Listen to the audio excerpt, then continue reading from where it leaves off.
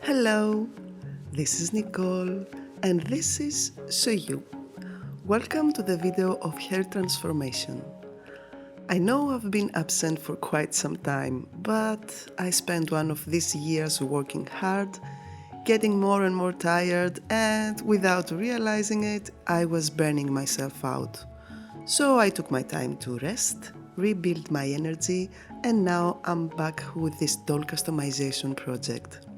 I'm going to transform this vintage doll that a friend gave me from a geisha to, well, you'll see.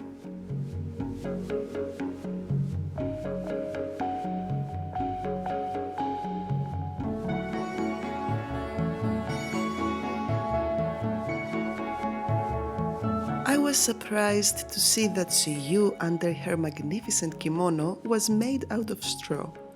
I thought she would be made out of fabric, like the old porcelain dolls, but it seems that she's secretly a scarecrow.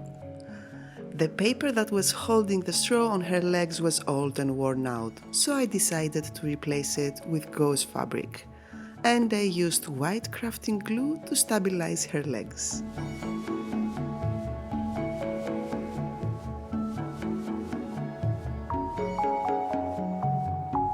The upper part of her body was quite awkward, thick and without any feminine curves. I decided to remove most of the straws and reshaped it with gauze.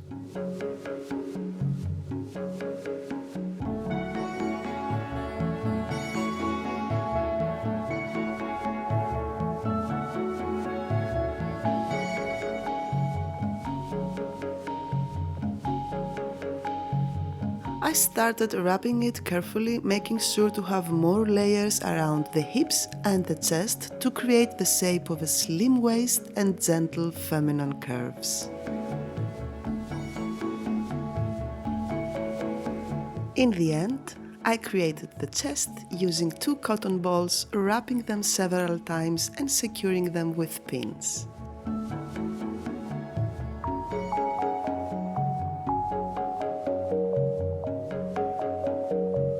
I was satisfied with the result. I ended up with a beautiful female body, slim and with subtle curves.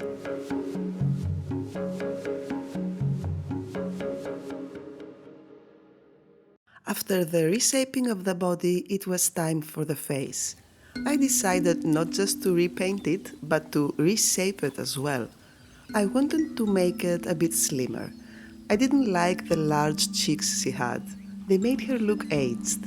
I decided to try to reduce them using my micromotor, even though I knew it was risky and there was a chance I could completely ruin the face. But somehow I managed to give her the shape I wanted. Thank God. As a final step, I sanded it using extremely thin sandpaper attached to one of the micromotor tips. And with that done, I reached the artistic stage of painting her face. I decided to base it on a pink color palette. A pure white face with very subtle blushing and soft shades of pink around the eyes and cheeks. This makeup is of course inspired by traditional Asian practices, where women historically used natural pigments to create delicate, refined facial features. Eyebrows were drawn with thin brushes using soot or powdered minerals, and the overall effect was to achieve subtle elegance rather than bold colors. In my case, I'm using acrylic pencils, chalk pastels, and acrylics.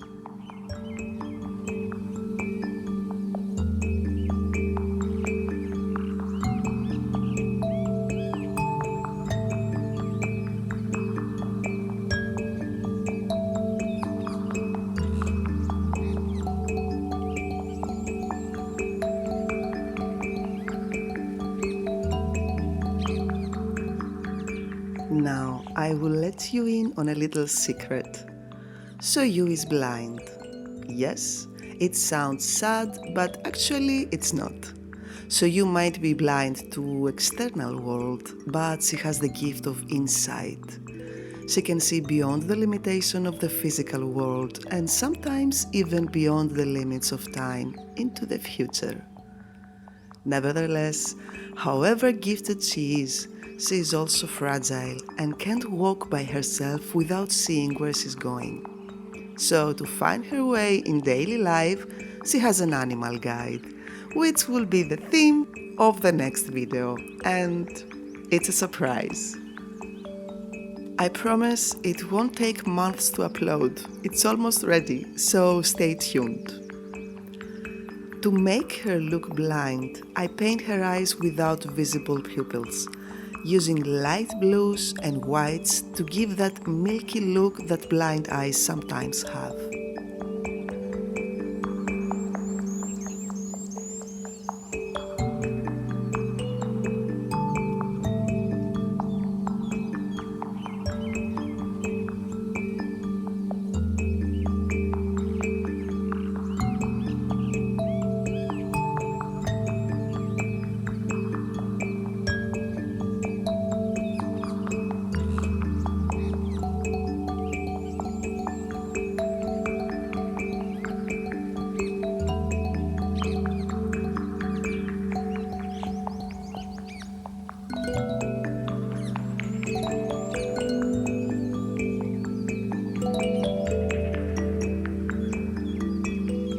As a final detail, I'm painting a forehead design inspired by traditional Asian forehead decorations.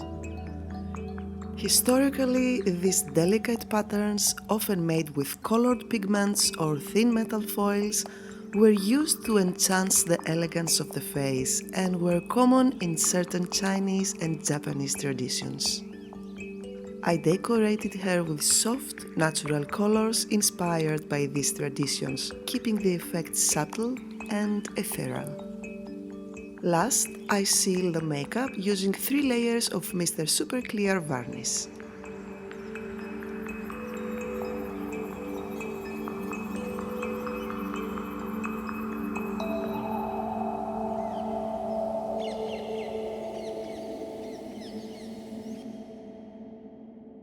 Moving on to making her new clothes. I started by covering her hands using the little bloomers from an old porcelain doll.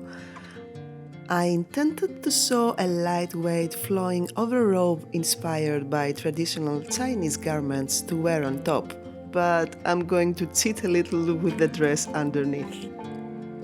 I found this old blouse of mine that has an amazingly fluid texture, so I'm going to use it to wrap her kind of like a strapless dress.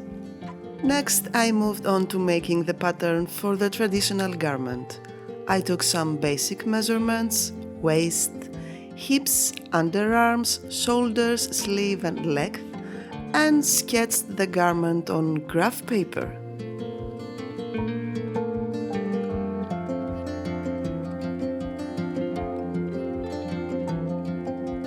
Then I cut and sewed the pieces together. Designing and sewing clothes for dolls isn't really my strong point, but luckily this garment is very simple and the result turned out quite satisfying.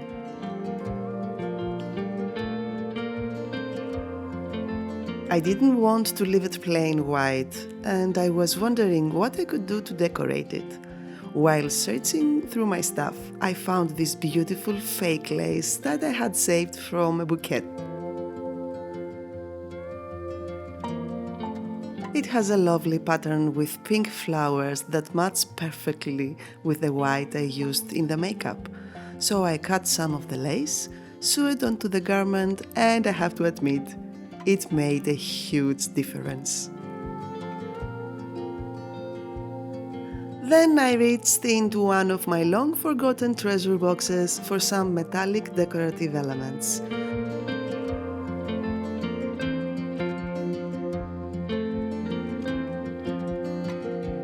I found an old earring and used part of it to create the buckle for her belt, which is a pink ribbon from a bouquet of flowers.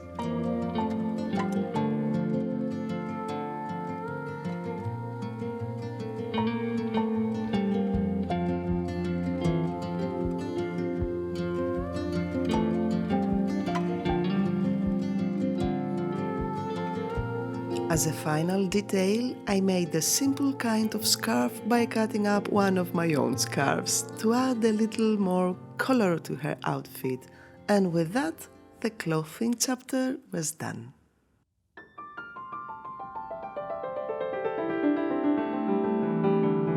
So you already has a really beautiful hairstyle, and I don't plan to change it.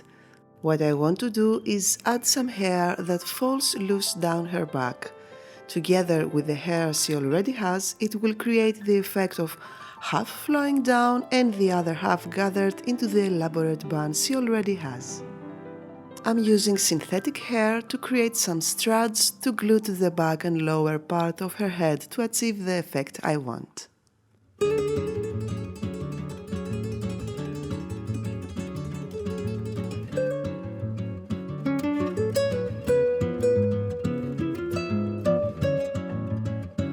For the glue, I'm using ordinary white craft glue mixed with a little water. And while I'm doing that, let me tell you the background story of this project. As I said before, Soyu was a gift from a friend. She called me one day and said, "I moved into a new house and found 2 Japanese dolls. I'm thinking of keeping one and giving you the other, so maybe you can do something with her. What do you say?" I said, "Of course, that would be great."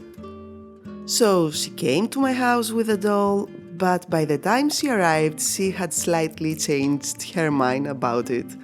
She said, "I know I told you that you can do what you like with the doll, but she's already so pretty. Please don't tamper with her."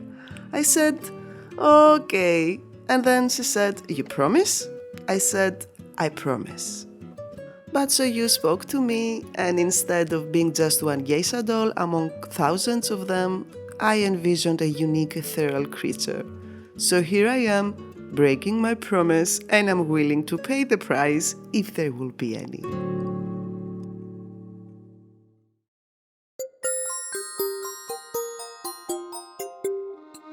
Moving on to create the last and most complicated accessory to complete Soyu's appearance, an impressive headpiece inspired by traditional Asian designs. I started by disassembling another one of my earrings. I'm gluing 3 of its parts together using UV resin to create the main piece that will sit on top of her head.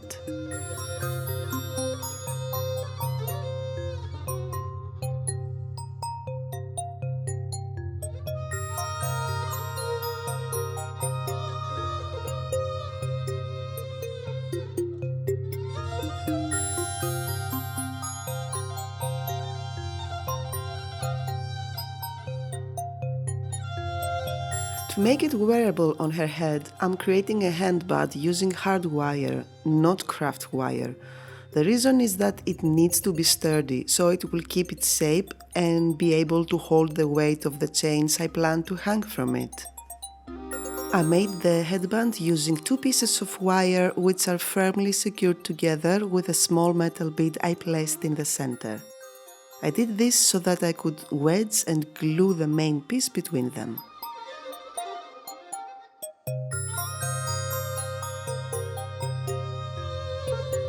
I secured them even more by placing an extra bead on each side. At the end, I glued everything together using UV resin. Then I bent the extended wires so they would be parallel to the ground. I set that piece aside for a while and continued by making the front part of the jewelry, a semicircular wire in front of the forehead from which chains would hang to partially cover Soyu's face.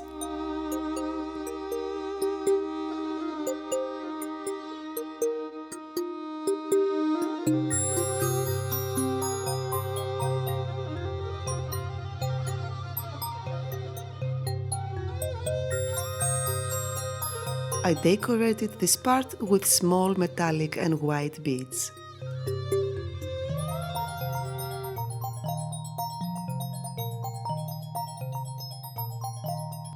Back to the main piece. I bent the extended wires on each side to create a beautiful curved shape.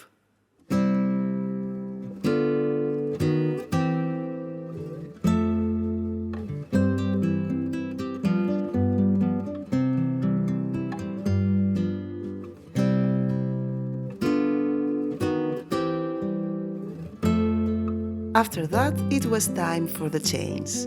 I used two types of chains, slightly different in color and thickness, to create a more interesting pattern.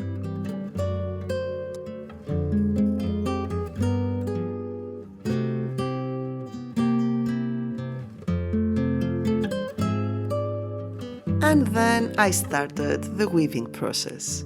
I used very thin jewelry wire to attach each chain to the side stems of the headband.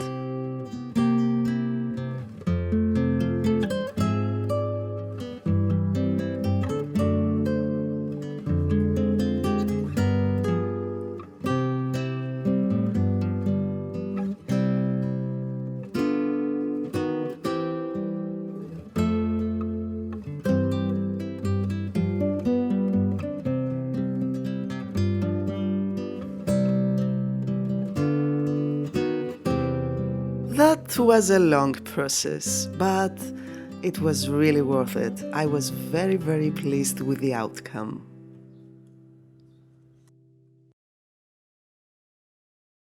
Then it was time to do the other side, and I lost count so many times, it was really frustrating. But with a little help from my cat's energy, I managed to finish it, even adding some more decorative elements and attaching the chains to the front part.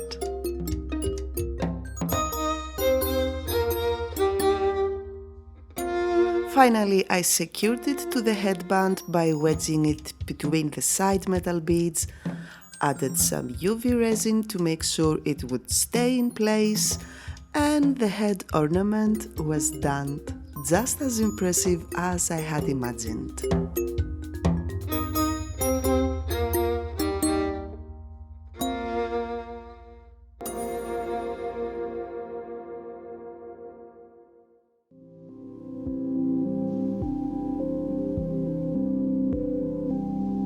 Final part of the Soyu project, part 1. The base. Soyu is standing on a wooden base, which I feel doesn't match the overall aesthetic of the doll now, so I decided to cover it using gauze fabric in a beautiful deep pink color.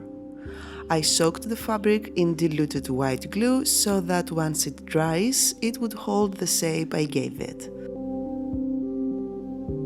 Then I shaped it onto the wooden base. This is an easy technique with many uses. It can also be used on molds and works wonderfully with leather.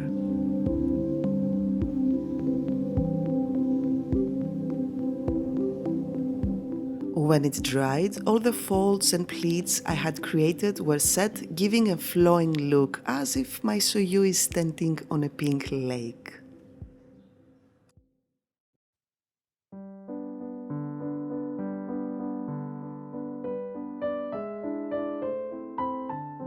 So we've reached the end. Every piece is finished, and now comes the extremely satisfying part, assembling everything. I'm using sewing pins to secure the clothes and the belt.